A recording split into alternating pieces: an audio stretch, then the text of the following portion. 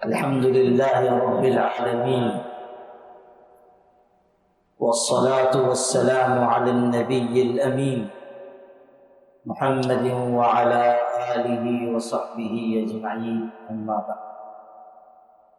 أعوذ بالله من الشيطان الرجيم، بسم الله الرحمن الرحيم.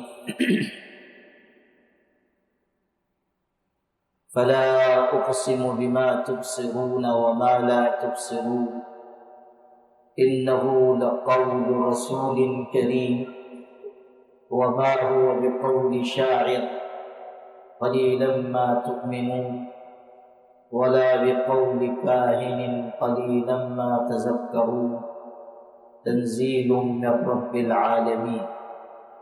صدق الله العظيم. وقال النبي صلى الله عليه وسلم: الماهر بالقرآن مع السفرة الكرام البررة، أو كما قال عليه الصلاة والسلام.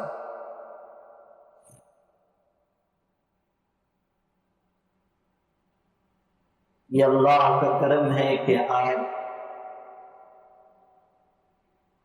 تراویح میں قرآن پاک ختم ہوا اور ہم سب کو یہ سعادت نصیب ہوئی کہ ہم اس رمضان میں بھی اللہ کی توفیق سے تراویح کی نماز میں مکمل قرآن پاک سنیں۔ اللہ تعالیٰ اس نیکی کو ہم سب کی طرف سے قبول فرمائے۔ یہ نیکی بہت بڑی نیکی ہے اور اللہ کے یہاں اس پر بہت بڑا اجر ہے۔ قرآن مجید صرف اللہ کی کتاب نہیں ہے، یہ اللہ کا کلام ہے۔ کتاب میں اور کلام میں فرق ہے۔ کتاب کہتے ہیں اس کو جسے لکھا جائے، ما یکتب، جسے لکھا جائے، اور کلام کہتے ہیں اس کو ما یخرج من المتکلم، جو متکلم کے اندر سے نکلے، وہ ہے اللہ، وہ ہے کلام۔ اور کتاب جسے لکھا جائے، زبور، انجیل، توریت، یہ سب اللہ کی کتابیں ہیں، اس کا کلام۔ یہ فرق باریک ہے اور علم والے ہی اسے اچھی طرح سمجھ سکتے ہیں۔ کتابیں وہ سب اللہ کی ہیں، لیکن قرآن پاک کا یہ امتیاز ہے کہ یہ اللہ کی کتاب بھی ہے اور اس کا کلام بھی ہے۔ زبور، انجیل، توریت اللہ کی کتاب ہے، انہیں لکھی لکھائی شکل میں اتار دیا گیا، یا مضمون دل پر اتارا گیا اور پیغمبر نے اسے لکھ دیا یا لکھوا دیا۔ قرآن مجید کتاب بھی ہے کہ اسے اللہ نے لکھا۔ حکیم الاسلام قاری طیب صاحب رحمۃ اللہ علیہ نے یہ ارشاد فرمایا ہے روایت کے حوالے سے کہ قرآن مجید کو اللہ نے 2 مرتبہ لکھا۔ ایک مرتبہ بڑے حرفوں میں لوح محفوظ پر، اور دوسری مرتبہ چھوٹے حرفوں میں حضرت اسرافیل کی پیشانی پر۔ قرآن پاک اللہ کی کتاب، اسے لکھا گیا، اور اللہ کا کلام یعنی اللہ کی ذات میں سے یہ کلام نکلا۔ پچھلی کتابیں کتاب ہیں۔ کلام عرفی معنی میں کہ اللہ نے اتارا ہے تو اللہ کا کلام، لیکن جو حقیقی معنی ہے کلام کے، اور جس کی تعریف اس طرح کی گئی ما یخرج من المتکلم، وہ تعریف صرف قرآن پاک پہ صادق آتی ہے، قرآن مجید پہ صادق آتی ہے۔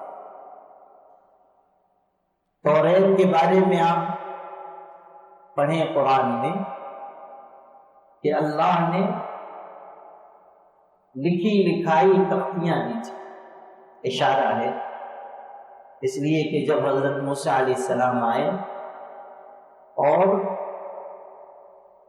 دیکھا کہ قوم بچڑے کی پوجا میں لگی ہوئی، توریت لے کر آئے تھے، غصہ ہو گیا، اور اتنا سخت غصہ آیا کہ وہ تختیاں ایک طرف ڈال دی اور اپنے بھائی حضرت ہارون کی داڑھی پکڑ لی، وَأَلْقَى الْأَلْوَاحَ وَأَخَذَ بِرَأْسِ أَخِيهِ يَجُرُّهُ إِلَيْهِ۔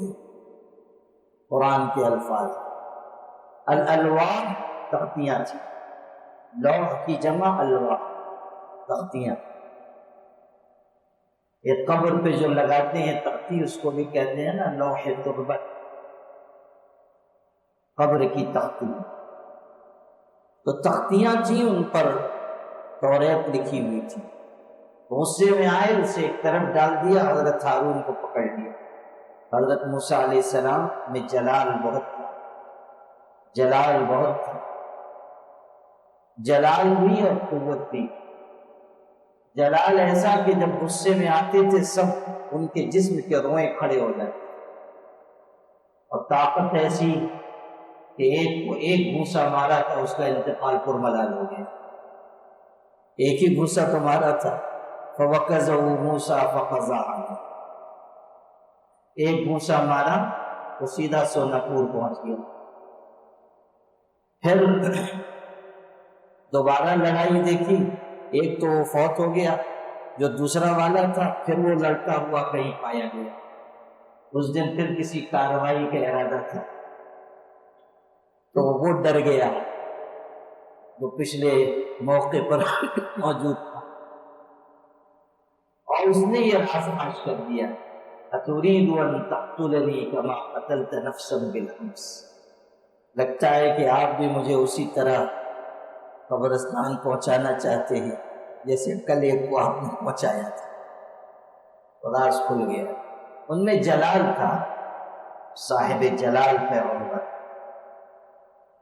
حدیث میں ہے کہ جب فرشتہ آیا، ملک الموت انسانی شکل میں آیا، اس نے کہا کہ میں ملک الموت ہوں اور آپ کی روح نکالنے کے لیے آیا، چلنا ہے۔ تو چونکہ وہ انسانی شکل میں تھا، اور بنی اسرائیل جو حضرت موسیٰ کی قوم ہے وہ بڑی نالائق قوم تھی، اور حضرت موسیٰ کو خیال ہوا کہ یہ میری قوم کو کوئی بندہ ہے اور یہ پریشان کر رہا ہے، بس آیا غصہ اور فرشتے کو مارا ایک تماچا، اور طاقتور بھی تھے، اس کی آنکھ نکل گئی، فرشتے کی آنکھ نکل گئی، وہ ہاتھ پر رکھ کر واپس گیا، اور اللہ کے ہاں جا کر اس نے کہا ہوگا کہ بہت سو کی روح نکالی، ایسا تو کوئی نہ ملا۔ کہا گیا اچھا جاؤ، اگر وہ زندگی چاہتے ہو تو کہنا کسی بیل کی پیٹھ پر ہاتھ رکھ دیں، ان کے ہاتھ کے نیچے جتنے بال آئیں گے ہر بال کے بدلے 1 سال کی زندگی۔ فرشتہ آیا، اب کی تو اس نے دوری سے کہا ہوگا کہ حضرت پہلے بات سن لیجیے پھر کوئی کارروائی کیجیے۔ پوچھا کیا بات ہے، اس نے بتایا، اور ان کو یقین ہو گیا کہ یہ فرشتہ ہے اور اللہ کی طرف سے آیا ہے۔ کہنے لگے اچھا یہ بتاؤ کہ جب وہ سب سال ختم ہو جائیں گے، اگر میں بیل کی پیٹھ پر ہاتھ رکھ دوں اور ہر بال کے بدلے 1 سال کی زندگی مل جائے، تو جب وہ سارے سال ختم ہو جائیں گے پھر کیا ہوگا؟ اس نے کہا میں پھر خدمت کے لیے حاضر ہوں گا، یعنی آخری انجام تو موت ہے۔ انہوں نے کہا کہ تم لے چلو اللہ کے ہاں، تب جانا ہے، اب جانا ہے، چلو اللہ کی بارگاہ۔ تو جلال تھا ان میں، اسی جلال کی وجہ سے توریت کو ایک طرف ڈال دیا، اور اس سے یہ اشارہ ملا کہ توریت لکھی لکھائی دی گئی تھی۔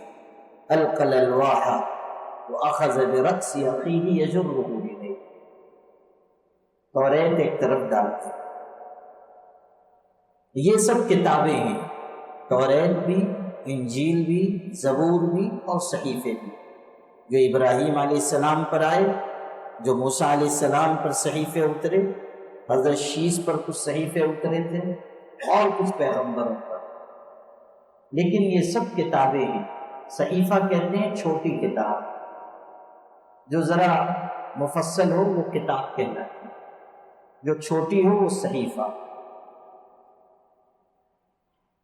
تو جو صحیفے آئے اور جو کتابیں آئیں وہ سب صحیفے اور کتابیں، بس کلام الہی ہونے کی خاصیت اگر کسی کو حاصل ہے تو وہ اللہ کا پاک کلام قرآن پاک، یہ خصوصیت قرآن پاک کی ہے۔ اور چونکہ قرآن پاک اللہ کی ذات سے ہمیں عطا کیا گیا، تو اس کلام میں سب سے زیادہ اثر ہے اس چیز کا کہ وہ بندے کو پروردگار سے قریب کرتا ہے۔ یہی وجہ ہے کہ حضرت امام احمد ابن حنبل نے خواب میں اللہ کا دیدار کیا تو پوچھا، آپ سے سب سے زیادہ قریب کر دینے والی چیز کون سی ہے؟ ارشاد ہوا، احمد میرا کلام، میرا کلام ہے۔ انہوں نے پھر سوال کیا، باری تعالیٰ سمجھ کر یا بغیر سمجھے، یعنی سمجھ کر پڑھیں گے تب تقرب ملے گا، یا بغیر سمجھے بھی پڑھیں گے تو آپ کی نزدیکی ملے گی؟ ارشاد ہوا، سمجھ کر ہو یا بغیر سمجھے ہو، تقرب کا ذریعہ ہے۔ یہ اللہ کا کلام ہے، اور ایسا زبردست کلام جو دلوں میں اتر جاتا ہے، جو انسان کی زندگی کو تبدیل کر دیتا ہے۔ پیشانی کے بالوں سے لے کر پیر کے ناخن تک انسان کو بدل دینے کی تاثیر اگر کسی کلام میں ہے تو وہ قرآن۔ نمی دانی سوزے قرت تو، دے درگوں کرد تقدیر عمر را، اقبال کہتے ہیں اپنے فارسی کلام میں کہ تمہیں پتہ نہیں ہے کہ تمہاری تلاوت قرآن میں کیسی تاثیر رکھی گئی ہے، یہ تو وہ چیز ہے جو عمر کی تقدیر کو پلٹ دیتی ہے، یہ وہ چیز ہے۔ عرب کے ایک بہادر کو مراد نبوت بنانے والی چیز اور اسلامی تاریخ کا بے نظیر انسان بنانے والی شے اگر کوئی ہے تو وہ قرآن پاک۔ حضرت عمر کے دل کو تسخیر کیا تھا کلام الہی، اور آیات قرآنی سنی تھی اور اللہ کے آگے چھپ گئے، اور پھر ان کے ذریعے اللہ نے اسلام کو کیسی عزت، قوت، نصرت عطا فرمائی۔ سبحان اللہ۔ قرآن پاک میں عجب تاثیر ہے، اور اس پر بھی غور کیجیے کہ ساری دنیا میں یہی ایک کلام ایسا ہے، ایک کتاب ایسی ہے کہ جس کو لوگ اپنے سینوں میں محفوظ کرتے ہیں۔ دنیا میں اور مذہب کے لوگ ہیں، ان کی کتابیں بھی ہیں، لیکن پوری دنیا میں آپ توریت کا، انجیل کا، زبور کا، دوسری اور کتابوں کا کوئی حافظ نہیں پائیں گے۔ ساری دنیا میں اگر حافظ ملتے ہیں تو قرآن پاک کے ملتے ہیں، بس ساری دنیا میں۔ اور حافظ بھی کیسے؟ 6 سال کی عمر کا بھی مل جائے، 8 سال کی عمر کا بھی مل جائے گا۔ قرآن پاک کی ضخامت ہے صفحات کی 848 صفحات، 848 صفحات، ایک 6 سال کا بچہ یاد کر لے رہا ہے، یہ اس کا کمال نہیں ہے، یہ قرآن پاک کا معجزہ ہے۔ یہ اللہ تعالیٰ کی طرف سے اس طے شدہ نظام کا اظہار ہے جس کے بارے میں فرمایا إِنَّا نَحْنُ نَزَّلْنَا الذِّكْرَ وَإِنَّا لَهُ لَحَافِظُونَ۔ ہم نے قرآن اتارا ہے، حفاظت ہمارے ذمہ۔ پوری دنیا میں واحد کتاب قرآن پاک ہے کہ اس کے حافظ، اور حافظ بھی کتنے؟ 1 2 10 20 نہیں، پوری دنیا میں لاکھوں حفاظ کرام ہیں، اور ایک سے بڑھ کر ایک حافظ۔ سبحان اللہ۔ دنیا میں ایسے حافظ بھی ہیں کہ اگر آپ ان سے کہیے کہ قرآن پاک الٹا پڑھو، وہ الٹا پڑھ کر سنیں، یعنی آیات کی ترتیب جیسی ہے اس کے برعکس پڑھیں گے۔ میں نے پڑھا قل اعوذ برب الناس ملک الناس الہ الناس، وہ پڑھیں گے ملک الناس الہ الناس، ادھر جا رہے ہیں قل اعوذ برب الناس الہ الناس ملک الناس قل اعوذ برب الناس، ایسے حافظ۔ ایسے بھی ہیں کہ پورا قرآن سنائیں گے، کہیں ایک غلطی نہیں، کہیں اٹکیں گے نہیں، ایسے حافظ۔ آپ حیران ہو جائیں گے کہ اللہ نے کیسے کیسے حافظ رکھے۔ ہمارے اسی شہر میں ابھی بھی زندہ ہیں حافظ یوسف صاحب، وہ جو ہمارے حافظ یوسف تھے انہی کے ساتھی، اور دونوں 40 سال بہت کرتے رہے۔ ان کا حال یہ ہے، خود مجھ کو سنایا، بہترین قرآن یاد ہے، کہنے لگے گیا تھا شبینہ پڑھانے کے لیے، اور 2 3 حافظ تھے، میری باری آئی، سفر کر کے گیا تھا، سنانے کے لیے کھڑا ہوا، آخری حصہ پڑھنا تھا 10 پارے، 20ویں پارے سے 25ویں پارے تک پڑھا۔ جب پڑھنا شروع کیا اللہ اکبر، نیت باندھی، بہت تھکن تھی اور نیت باندھی، نیند آ گئی، اس حالت میں پڑھا 5 پارے۔ تو جب رکعت ہو گئی، دونوں رکعتیں مکمل ہوئی، تو جو پیچھے حافظ تھے ان لوگوں سے میں نے کہا مجھ کو نماز میں نیند آ گئی، یہ پارے دورہ لو، غلطی ہو گئی ہوگی۔ انہوں نے کہا ایک جگہ بھی زبر زیر کا بھی فرق نہ ہوا، زبر زیر کا فرق نہ ہوا۔ سبحان اللہ، آدمی کیسا زبردست آدمی، زبر زیر کا فرق نہ ہوا، ابھی بھی وہ زندہ ہے ماشاءاللہ۔ اور قرآن مجید بہترین یاد ہے، بہترین قرآن یاد ہے۔ اللہ اکبر۔ ہمارے ہاں ایک تھے حافظ عبدالسلام صاحب، پہلے گزر گئے بیچارے، جب وہ حافظ ہوئے باپ نے کہا تراویح میں قرآن سنانا ہے، کچا کا قرآن بہت، انہوں نے دیکھا کہ راستہ کچھ ہے نہیں، فر رہے پھر روکی گردان پڑھو، بھاگ گئے گھر سے، بھاگے اور دلی چلے گئے۔ وہاں گئے، والدین کا خیال آیا کہ ان کو احساس ہو رہا ہوگا، شرمندگی ہوئی، سوچا کہ اب جب تک قرآن پاک پختہ نہیں کر لوں گا جاؤں گا نہیں۔ قرآن مجید کی تلاوت شروع کی، جامع مسجد دہلی میں بیٹھتے تھے سیڑھیوں پر، بہت سیڑھیاں ہیں جامع مسجد دہلی، جنہوں نے دیکھی ہے بہت سیڑھیاں ہیں۔ طے کیا گیا روزانہ ایک سیڑھی پر بیٹھ کر ایک ختم کرتے تھے، اگلے دن اگلی سیڑھی پر، پھر اگلی سیڑھی پر، پھر اگلی سیڑھی پر، پھر اگلی سیڑھی پر، اس طرح پوری سیڑھیاں چڑھی، پھر اترے، پھر چڑھے، پھر اترے، 7 مرتبہ اس طرح پہنچے، ہر سیڑھی پر ایک قرآن ختم کی۔ جب انہوں نے سنایا، بے تکلف ایک شاگرد تھے، انہوں نے کہا حضرت سیڑھی پہ بیٹھتے تھے، لوگ کچھ دیتے بھی تو ہوں گے؟ کہا ہاں ملتا بھی تھا۔ لا الہ الا اللہ۔ اس محنت کا نتیجہ یہ نکلا کہ ایسے زبردست حافظ ہوئے۔ سبحان اللہ۔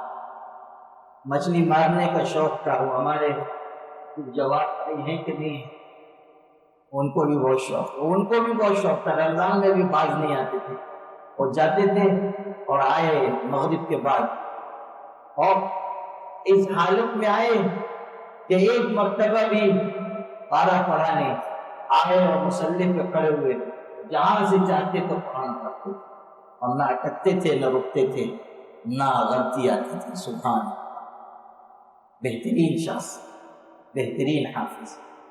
پھر دیکھو قرآن کیسا کیسا پڑھا جاتا ہے، یہ بھی ہے، یہ تو ہے کہ ایسے زبردست حافظ دنیا میں، یہ تو میں نے مثالیں 2-3 دی، اور مثالیں دوں گا، بہت وقت ہوگا۔ لیکن قرآن پاک کس کس طرز و انداز سے پڑھا جاتا ہے، پہلے تو یہ موقع نہیں تھا، لیکن اب دنیا سمٹ گئی ہے۔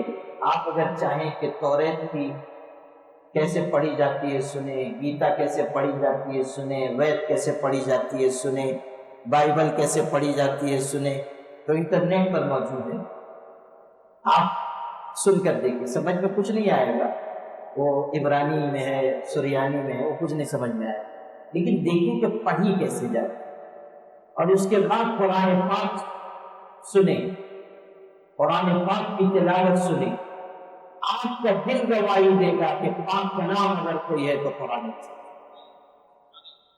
تلاوت آپ کو احساس دلا دے گی کہ تاثیر کس کا نام ہے، اور دلوں کو موہ لینے کی قوت کس کا نام میں ہے، کون سا کلام ہے جو عقل و خرد ذہن سب کا شکار کر دیتا ہے۔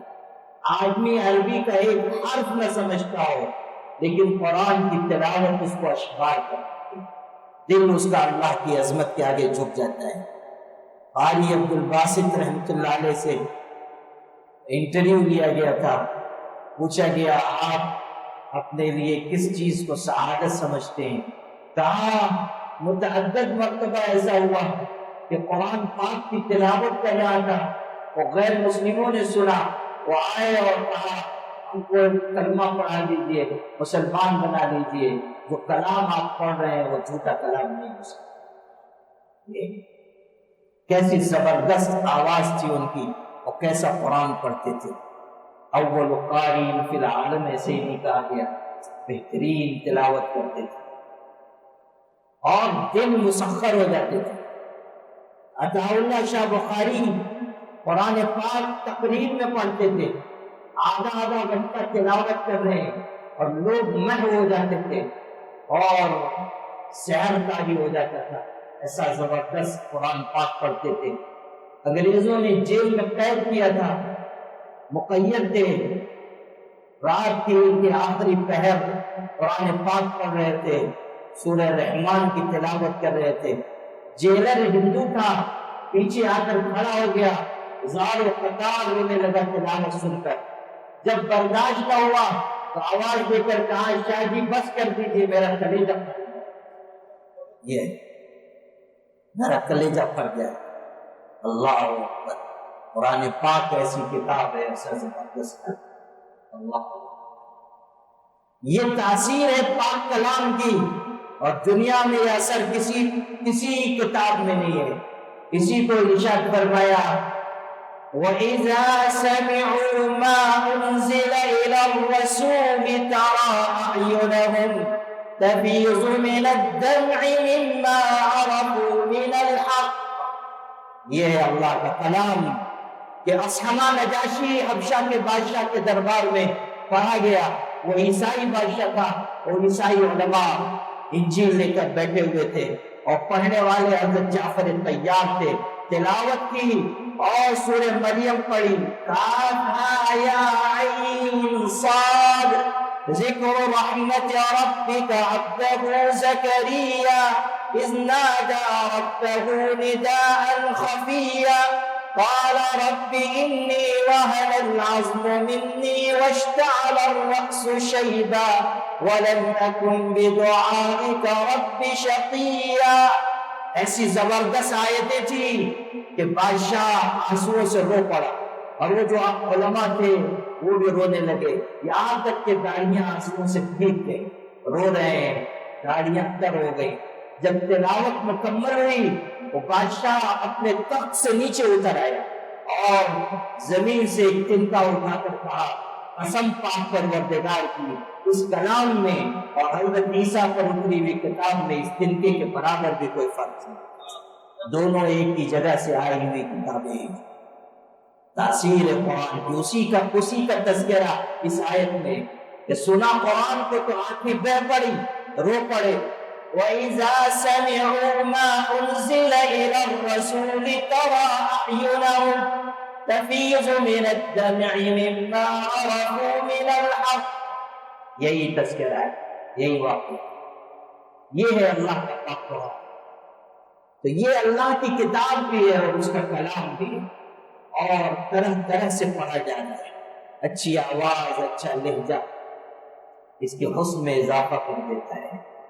اور اسی لیے کہا گیا کہ اقرأوا القرآن بلحون العرب، عربوں کے لہجے میں قرآن پڑھو۔ کہا گیا اچھی آواز قرآن کے حسن کو بڑھاتی ہے، بہترین طریقے پہ قرآن پڑھا جائے تو تاثیر بڑھ جاتی ہے۔ یہ اللہ کی مہربانی ہے کہ آپ نے قرآن پاک یہاں سنا اور ماشاءاللہ اچھے پڑھنے والوں سے سنا، قرآن مجید کی اچھی تلاوت دل پر اثر چھوڑ، اچھے قاری سے سننا یہ بھی نعمت ہے۔ کبھی کوئی ایسا پڑھنے والا ہوتا ہے جلدی جلدی پڑھ رہا ہے، نہ آگے نہ پیچھے، یا لمون تالمون، معلوم ہوتا ہے کوئی شیر چیتا پیچھے لگ گیا ہے، ٹرین چھوٹنے والی ہے، جہاز اڑنے والا ہے، وہ جلدی جلدی پڑھ رہا ہے، آدمی کی طبیعت بے کیف ہو جاتی ہے، اس کی طبیعت لگتی نہیں ہے۔ اس لیے کہ قرآن پاک کو اچھی طرح پڑھنے میں مزہ ہے۔ رتل القرآن ترتیلا، یہ ایسا کلام نہیں جلدی جلدی اس کو کھینچ دیا جائے، بوجھ سمجھا جائے، نہیں، اس سے حقوق ضائع ہوتے ہیں۔ اسی لیے کہتے ہیں کہ تھوڑا وقت لگے مگر اچھے شخص سے قرآن پاک سنو، اس سے دل میں قرآن پاک کی عظمت بڑھے۔ اچھے امام کے پیچھے، اچھے قاری کے پیچھے نماز پڑھنا یہ بھی نعمت ہے۔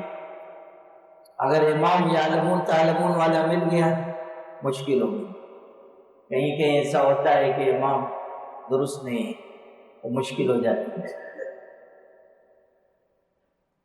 کبھی ایسا ہوتا ہے کہ جبہ قبہ امامہ سب ٹھیک ہے مگر پڑھنا نہایت نادرست، وہ کوئی مسجد کی نماز کا وقت ہوا، امام صاحب آ نہیں پائے، لوگوں نے ادھر ادھر دیکھا، ایک صاحب نظر آئے، نورانی شکل صورت، کپڑا بھی بالکل بہترین عمدہ، لوگوں نے سمجھا کہ کوئی اچھے حافظ قاری، وہ ان سے درخواست کی، وہ بھی پڑھ گئے، مصلی پہ کھڑے ہوئے اور نماز شروع کی، سورہ فاتحہ پڑھی، اور پڑھنے کے بعد پہلی رکعت میں سورہ ناس پڑھ دی، قل اعوذ برب الناس، پہلی رکعت پڑھنا بھی ذرا گڑبڑ تھا، قل اعوذ برب الناس۔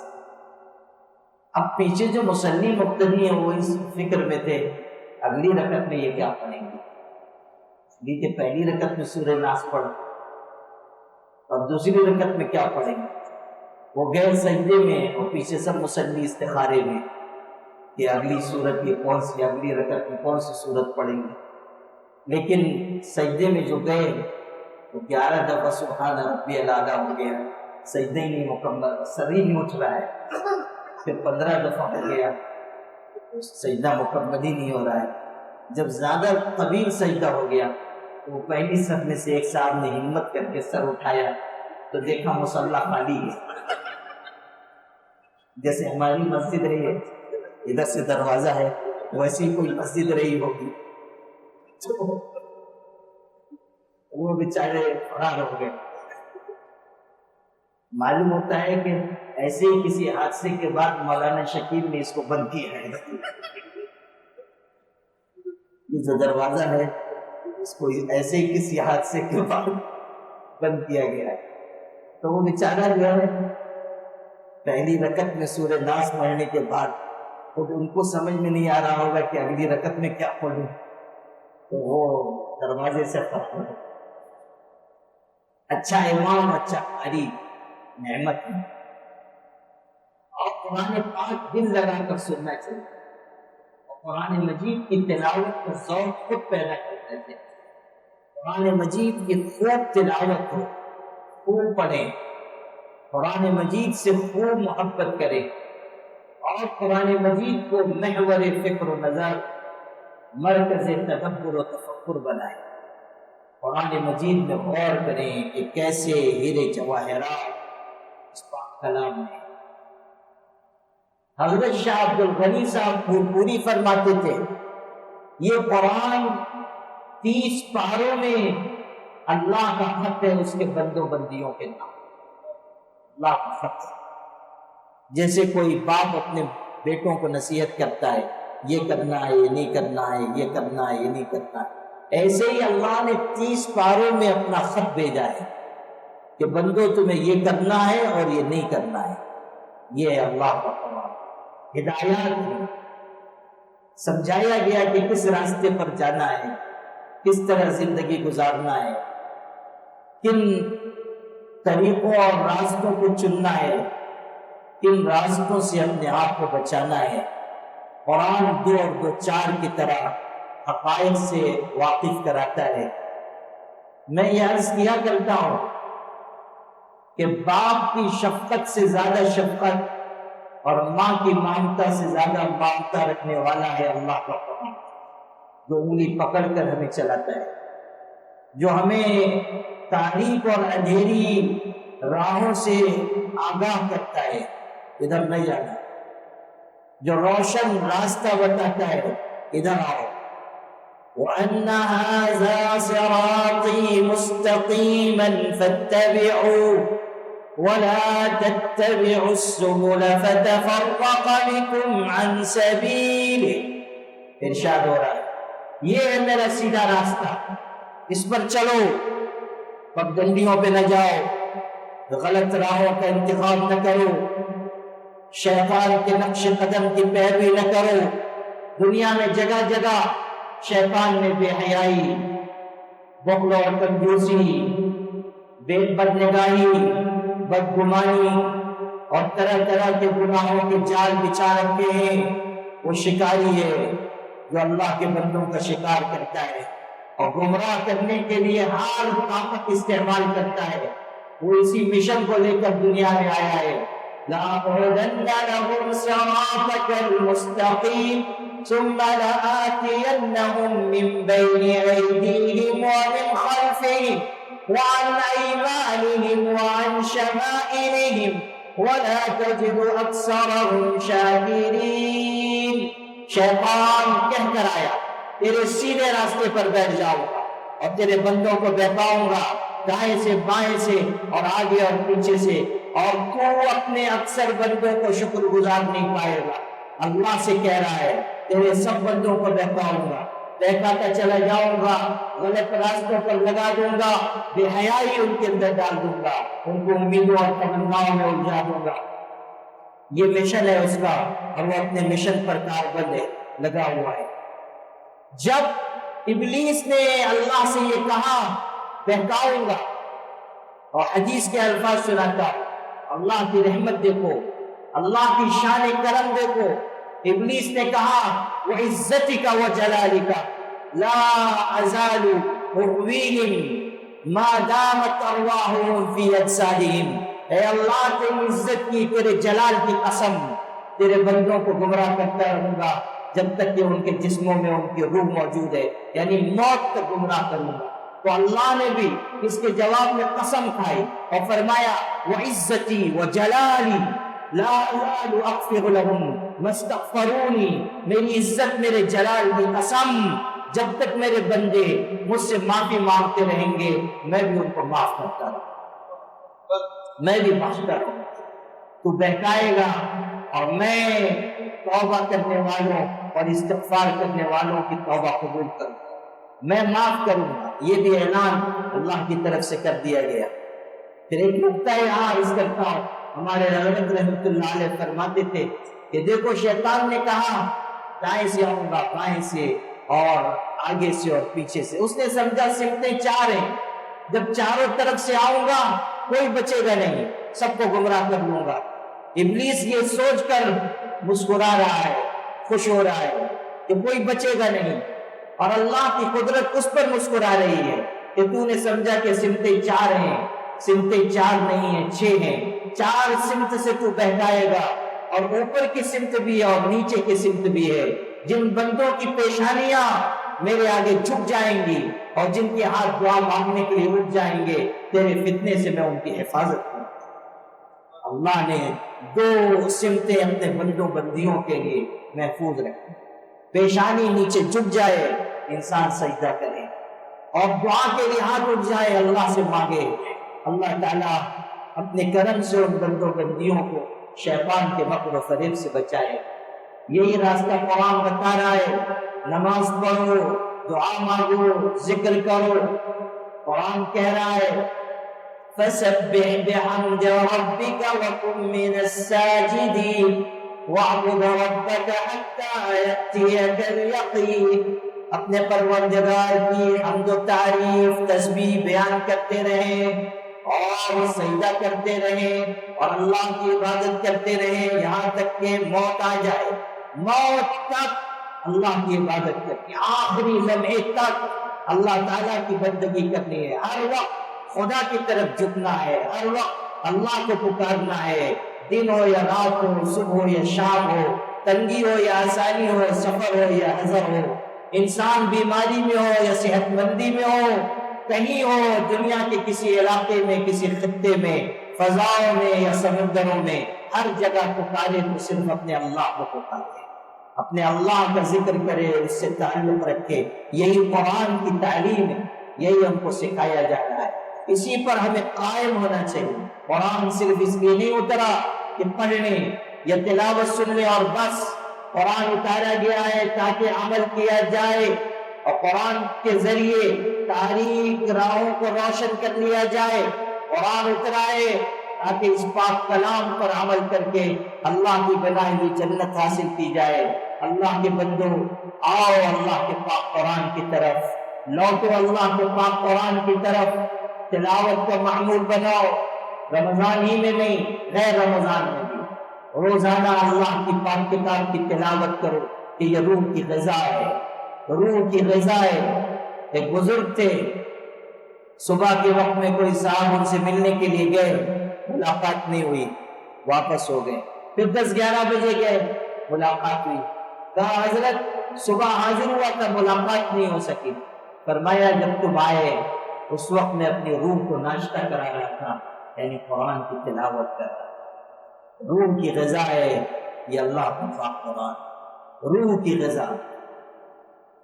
اللہ نے بدن کی شفا اور روح کی غذا دونوں قرآن میں رکھی ہے، اسی لیے اعلان ہوا یا ایھا الناس قد جاءتکم موعظۃ من ربکم وشفاء لما فی الصدور۔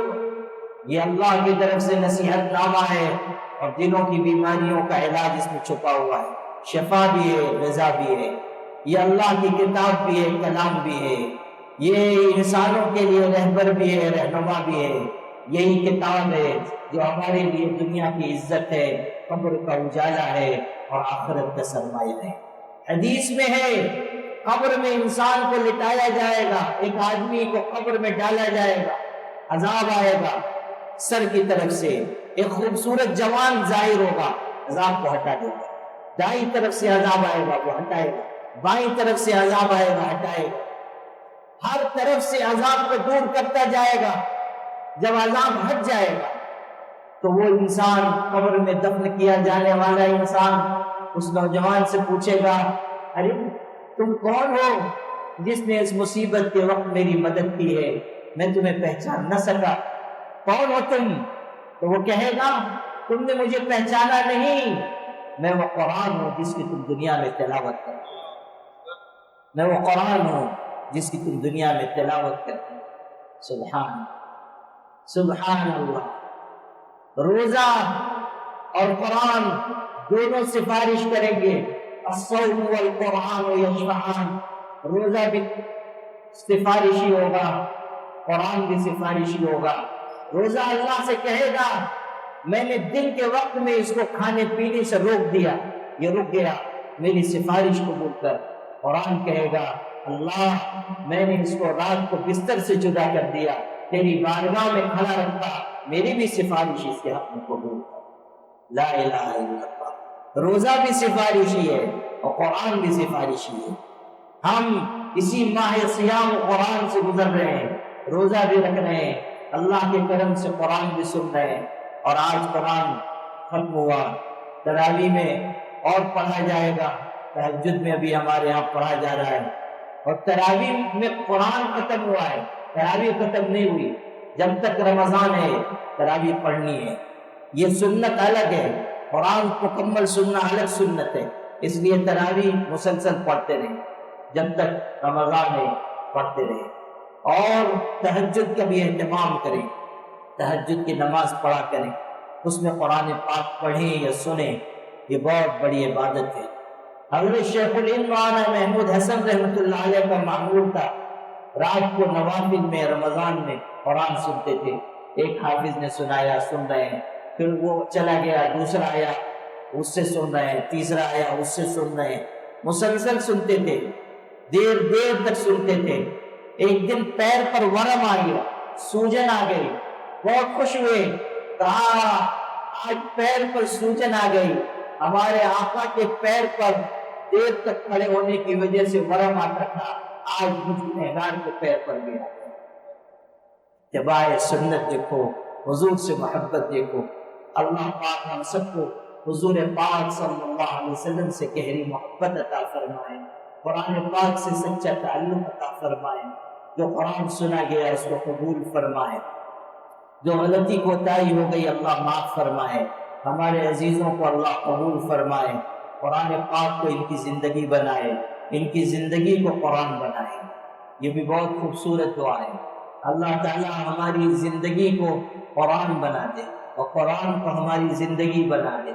اللہ تعالی قرآن پاک کے سانچے میں ڈھلی ہوئی خوبصورت پاکیزہ بے تصنع زندگی دے، اور موت کے وقت قرآن پاک کی تلاوت زبان پہ جاری ہو، اور قبر میں قرآن سفارشی بن کر آئے، اور حشر میں قرآن کے سائے میں ہمیں اٹھایا جائے، اور پھر اللہ جنت میں داخل کرے اور کہے کہ بندو تمہیں اجازت ہے کہ یہاں بھی قرآن۔ یہ اللہ سے ہمیں دعا کرنی چاہیے۔ ہمارے حضرت شاہ فضل رحمہ کہتے تھے، قرآن سے کیسا تعلق تھا، کہتے تھے اللہ ہم کو جنت میں داخل کرے گا، اور یقین دیکھو، اور اللہ کی ذات پہ بھروسہ دیکھو، کہتے تھے اللہ ہمیں جنت میں داخل کرے گا، جب ہم جائیں گے پورے آئیں گے، ہم کہیں گے ہٹو، ہم اللہ کا پاک قرآن، ہم اللہ کی کتاب کی تلاوت کریں، لا الہ الا اللہ۔ قرآن پاک سے کیسا عشق ہے، اللہ تعالی ہمیں بھی نصیب فرمائے۔ اللہ تعالی اعتکاف کرنے والے سارے حضرات کے اعتکاف کو مقبول فرمائے، اور ہم سب کی عافیت کے ساتھ کامل اصلاح فرمائے۔ وآخر دعوانا الحمدللہ۔